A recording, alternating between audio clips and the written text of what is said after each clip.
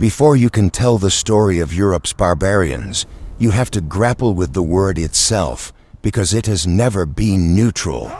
From the moment it emerged in Greek tragedy, barbarian was a political instrument as much as a description. It defined not just outsiders, but the kind of outsider that justified conquest, exploitation, and moral condescension. The Greeks invented the binary. They saw themselves as the pinnacle of rational civilization, and everyone else as existing on a sliding scale of savagery. But this binary was always more about the Greeks than about anyone else. When Euripides staged plays featuring barbaric Greeks and noble barbarians, he was not celebrating foreign peoples. He was holding a mirror up to his own society. The barbarian, from the very beginning, was a projection, a figure through whom the Greeks could interrogate their own values, fears, and desires. The Romans inherited this tradition and supercharged it. In Roman political culture, the barbarian served an almost liturgical function. On coins and monuments across the empire, the image was always the same: a barbarian warrior crushed beneath the hooves of an emperor's horse. The emperor's entire purpose, his divine mandate, was to protect Rome from the wild forces pressing in from every direction. And so it was in the interests of every emperor to keep the barbarian threat vivid and terrifying, even when it wasn't. The historian John Drinkwater has suggested that the Franks and the Alemanni in the 4th century were not actually a serious military threat to the empire at all, that they were merely occasionally violent irritants. The barbarian menace, in other words, may have been significantly manufactured by Roman propaganda for domestic political consumption. What better way to justify extraordinary taxation, massive military spending, and the concentration of imperial power than an eternal enemy at the gates? But there is something even more unsettling in the Roman concept of the barbarian. For Romans, the greatest barbarians were not always the ones beyond the frontier. They were the ones within: slaves, urban mobs, soldiers, corrupt politicians. The historian Tacitus thought the Roman Empire itself might be dragging the known world back toward barbarism.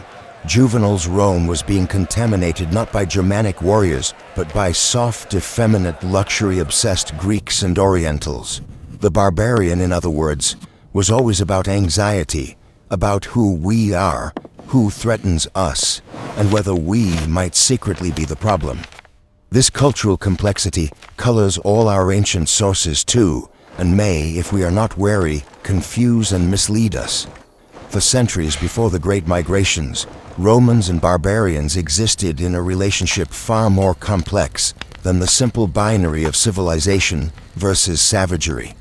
The barbarians beyond the frontier were organized societies with their own kings, their own economies, their own internal politics, and they were deeply enmeshed in the Roman world through trade, diplomacy, and military service. Julius Caesar was the one who first gave the peoples east of the Rhine the name German, and his description of them set the template for centuries of stereotyping. They did not practice agriculture, lived on hunting and warfare, had no settled homes. Lest settling make them soft. They were the anti-Romans, wild, mobile, egalitarian, martial. But Caesar was writing propaganda, justifying his campaigns by constructing a threatening enemy. And he was wrong about much of it. The Germania of Tacitus, written around AD 100, is more sophisticated and in many ways more damaging, not because it was more accurate, but because it was more influential. Tacitus gave us a picture of the Germans that was simultaneously a critique of Roman decadence. Germans had a purity that Romans had lost, were faithful in marriage, did not prize silver and gold, governed themselves freely. His admiration for Germanic peoples would eventually be appropriated by nationalists and by the Nazi regime, which found in his descriptions of blonde, freedom-loving warrior farmers exactly the founding mythology they needed. The Germania was essentially a Rorschach test. You saw in it what your own political moment required. What the archaeological and historical evidence actually shows is something far more interesting. The Roman Emperor Marcus Aurelius apparently considered the Marcomanni and Quadi so deeply integrated into the imperial system that Rome felt it had the right to approve or disapprove their choice of king. This was not a frontier between civilization and barbarism. It was a porous, dynamic zone of exchange. And then came the crisis. The 3rd century AD was catastrophic. Beginning around 250, when the Goths killed the Emperor Decius, the empire entered a spiral of invasion, civil war, and economic collapse. The Bishop Cyprian of Carthage believed the end of the world was at hand. The crisis did not destroy Rome. Emperors like Aurelian and Diocletian stabilized the situation. But it changed things forever. The Romans who lived through it understood that the empire was not eternal, and the barbarians pressing against the frontiers began to understand that their relationship to Rome could be something other than permanent subordination. The year 376 is one of those dates that genuinely marks a before and after. What happened was this. A massive group of Goths appeared on the northern bank of the Danube and asked permission to cross into the empire. They were not doing this from ambition. They were doing it from terror. The Huns had arrived from the east, and their impact on the peoples of the Pontic steppe was catastrophic. The Gothic king Athanaric refused to cross into Roman territory. He had sworn an oath never to set foot on Roman soil, but the majority of his people, led by a man named Fritigern, had no such compunctions. They needed refuge. They needed it now. Emperor Valens agreed to let them cross. It was a fateful decision, but not an irrational one. The Goths could provide soldiers, be settled on depopulated land, be integrated into the Roman system. Valens saw opportunity as much as threat. What followed was a catastrophe born not of Gothic aggression, but of Roman incompetence and corruption. The officials responsible for resettling the Goths exploited them mercilessly, forcing them to sell their children into slavery in exchange for dog meat. The Goths rose in revolt, recruiting disaffected miners, runaway slaves, Gothic veterans already in the Roman army. What had been a coherent people became something new, a mobile, heterogeneous coalition bound by shared grievance. In August 378, at Adrianople, this coalition destroyed the Roman army of the East. Emperor Valens was killed, the first emperor to die in battle against foreign enemies for over a century. The psychological and political shock was enormous. But it did not end the empire. The new Emperor Theodosius negotiated a settlement with the Goths in 382, and they became federates within the Roman system. The world had changed, but Rome had absorbed the shock. What Adrianople really inaugurated was not the fall of Rome, but the transformation of it, a process of interaction, conflict, negotiation, and mutual adaptation that would eventually produce the medieval kingdoms of Western Europe. The sack of Rome in 410 remains one of the most symbolically loaded events in Western history, when the Gothic leader Alaric led his forces into the city and permitted 3 days of pillage. The response from contemporaries was one of profound metaphysical shock. St. Jerome, writing from Bethlehem, was shattered. A dreadful rumor reached us from the west. We heard that Rome was besieged. But what actually happened? The story of Alaric is not a story of barbarian conquest. It is a story of a man who wanted to be recognized within the Roman system and kept being denied. Alaric had served in the Roman army, had fought for Theodosius against Western usurpers, and wanted land for his people and a Roman military command for himself. He was repeatedly promised these things and repeatedly denied them. The sack of Rome was, in large part, the consequence of this repeated failure of Roman politics, the inability of the imperial court to integrate a powerful military leader who was, in almost every meaningful sense, already Roman. The sack itself was remarkably restrained by ancient standards. Alaric ordered churches protected. The Visigothic soldier who burst into a Roman widow's home demanding gold and silver found liturgical vessels of Saint Beta.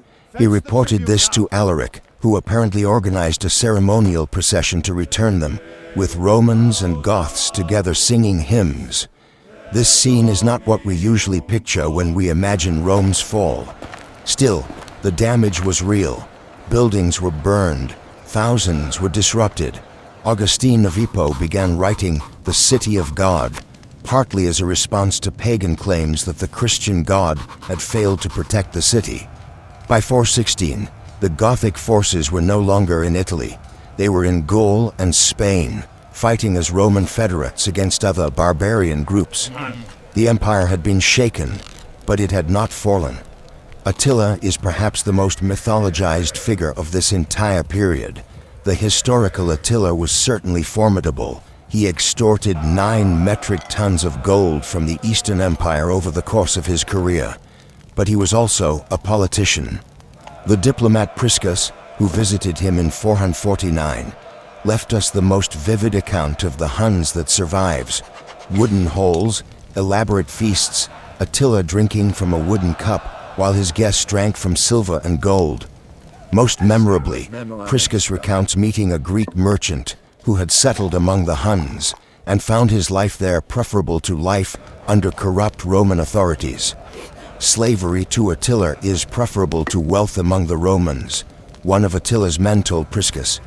The implication was clear. Rome's failure was not just military, it was moral.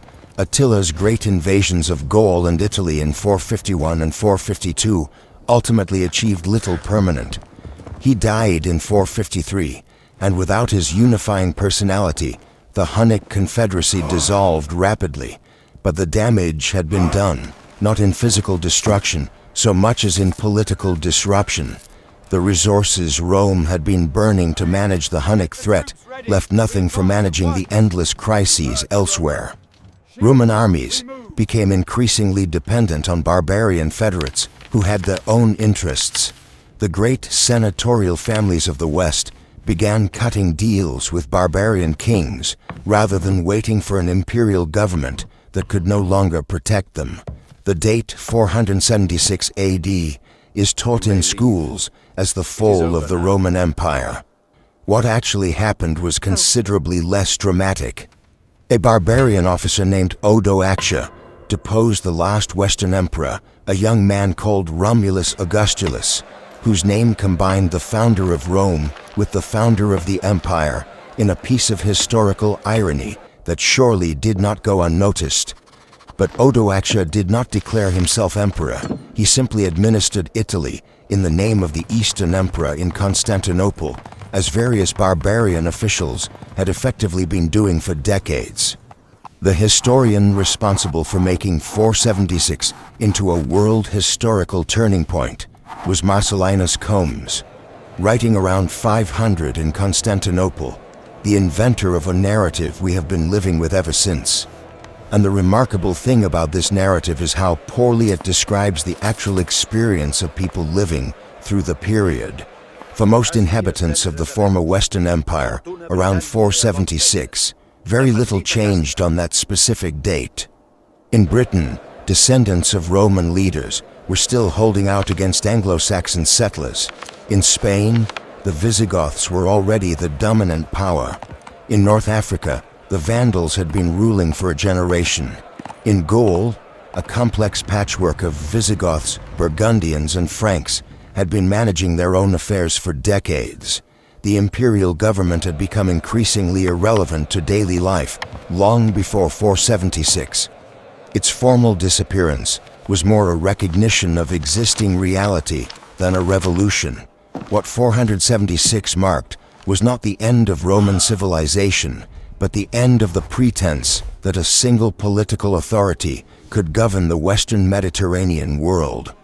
In its place came something new, a collection of kingdoms simultaneously Roman and barbarian, continuing late Roman institutions while transforming them into something else entirely. One of the most intellectually challenging questions in studying this period concerns ethnicity, what it meant to be a Goth or a Frank, and whether these categories corresponded to anything stable in the real world. The traditional answer, formed in the 19th century under the influence of Romanticism and nationalism, was straightforward. The barbarians were races. The Goths were a Gothic race with Gothic blood, originating in Scandinavia, carrying their identity across Europe. This view made the migration period into a kind of ethnic chess match, great peoples moving across the board, preserving their essential nature through centuries of displacement. This view has been comprehensively demolished, not by denying that people moved, but by questioning what movement meant and what identity actually was. The scholar Reinhard Venskos proposed an alternative model that has been enormously influential. He argued that barbarian peoples were not racial or biological units, but political ones, held together not by shared blood, but by shared traditions centered on a warrior elite. A Gothic king carried with him a kernel of tradition, tradition's kern, a body of stories, myths, and rituals defining what being Gothic meant. Around this kernel, he could recruit warriors from many different backgrounds. A man could become Gothic by joining a Gothic king's army and accepting Gothic identity. The people were always being made and remade. We can observe this ethnogenesis, the creation of peoples, happening in real time with Fritigern's Goths after 376, a collection of Tervingi, Groihungi, Alan, Hunnic, and Roman elements, bound together by shared grievance and charismatic leadership, becoming something new. The Visigoths, who eventually settled in Aquitaine, were a new people, forged by decades of migration, warfare, and interaction with Rome. Archaeologists have complicated the picture further. For generations, historians assumed that if you found a grave with Germanic-style weapons and brooches, you had found a Germanic-speaking barbarian. But objects travel independently of people. A woman buried with her Visigothic brooch might have been a Roman who simply found it fashionable. Consider a striking archaeological example: a grave near Paris containing Visigothic silver foil brooches worn in the Frankish fashion, on the chest rather than on the shoulders.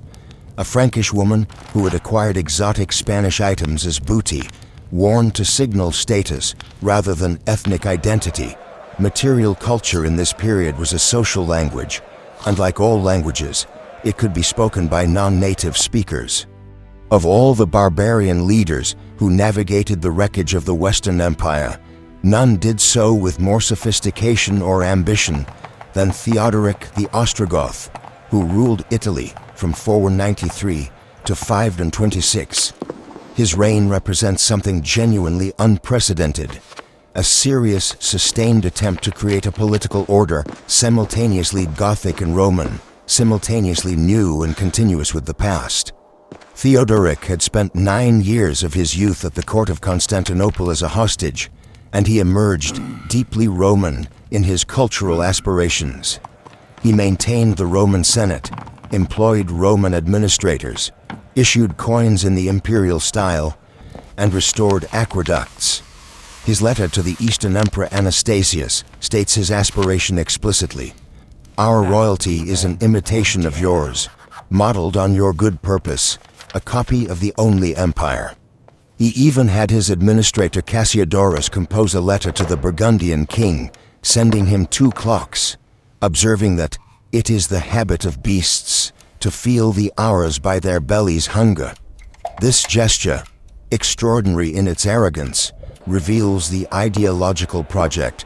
Theodoric was positioning himself as the teacher of civilization for all the barbarian kingdoms of the West.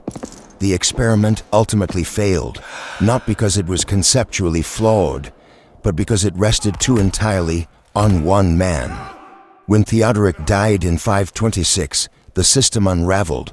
Justinian used the resulting instability to launch his great reconquest.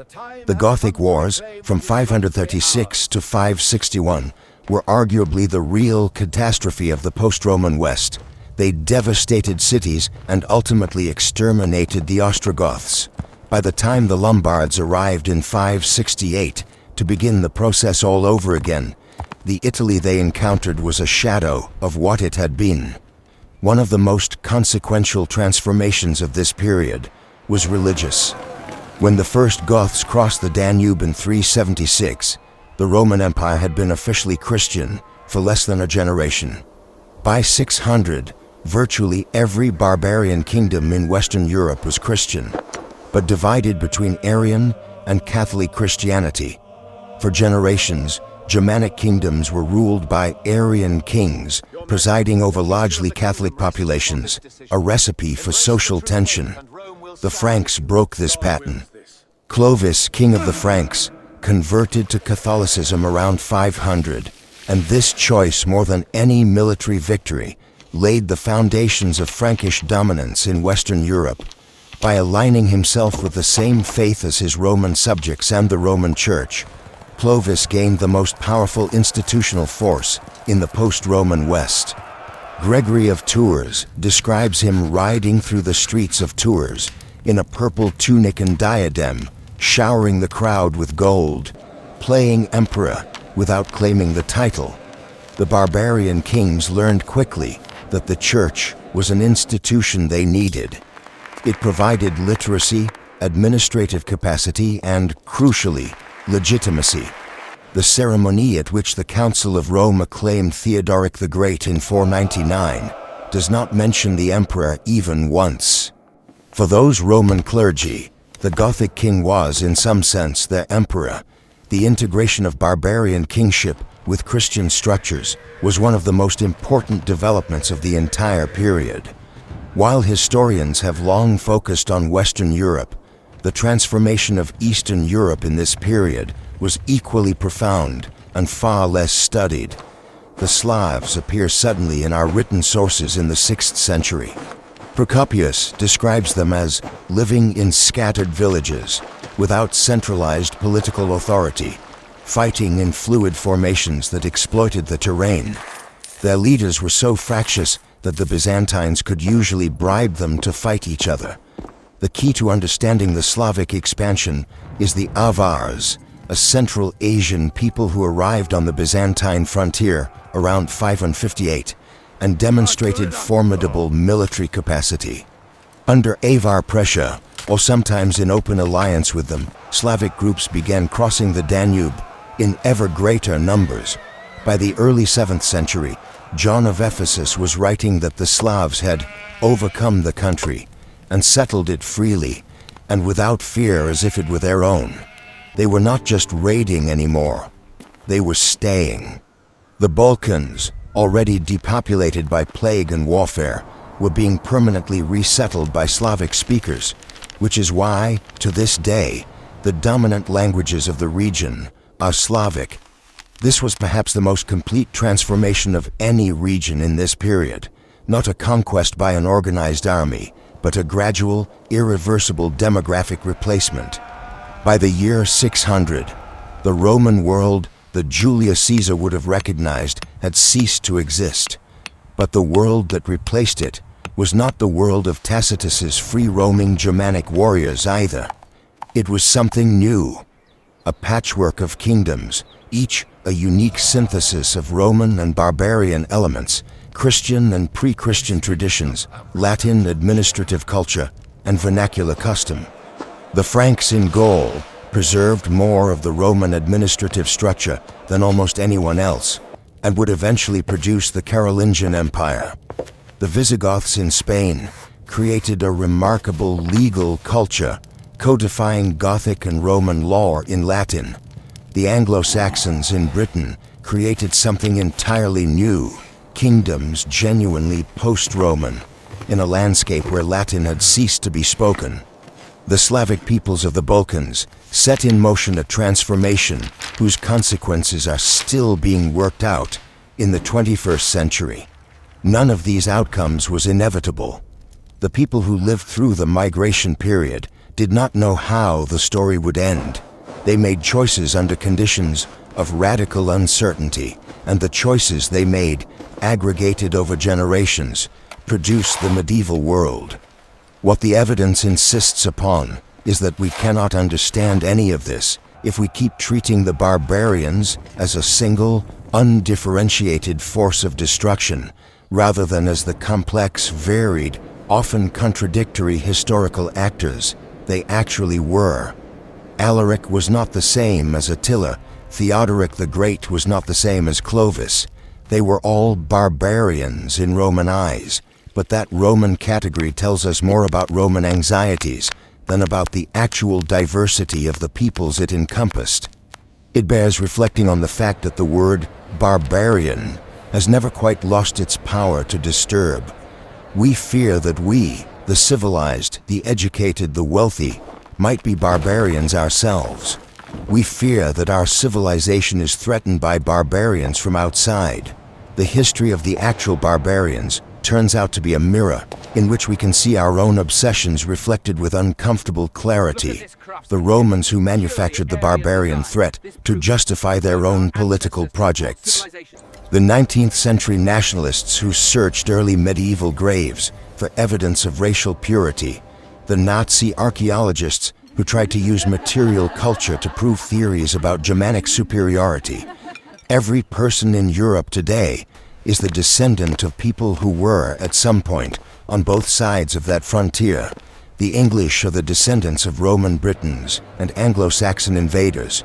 The French are the descendants of Gallo-Romans and Franks. The Spanish are the descendants of Iberians, Romans, Visigoths, and later Arab and Berber settlers. The identity we take for granted, the nations, the languages, the laws, the cultures, was forged in this crucible of contact, conflict, and transformation. The barbarians did not destroy civilization, they became it, and in becoming it, they changed it beyond recognition, creating in the process something new, not Roman, not barbaric, European. That is the real legacy of Europe's barbarians. Not ruin, reinvention,